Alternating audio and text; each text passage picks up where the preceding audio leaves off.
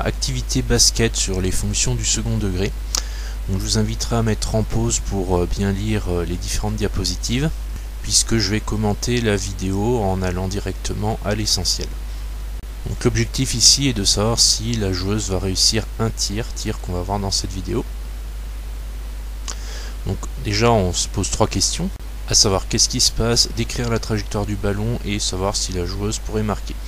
Donc là l'idée c'est simplement de décrire ce qui se passe avec des mots, ensuite de mettre un peu une forme mathématique, puis ensuite d'en arriver à proposer une méthode. Donc la méthode consiste à repérer les positions du ballon, ce qui est en train d'être montré par la croix rouge, qui est affichée actuellement sur les images qui défilent, et ensuite d'en arriver à schématiser une trajectoire du ballon qui est demandée aux questions 4, et ensuite de trouver une fonction qui a un tracé similaire. Donc la trajectoire, la voilà, la fonction, elle apparaît, et quand on met les deux l'un sur l'autre, on a ceci. Ce qui permet ensuite de passer à la question 6 et question 7.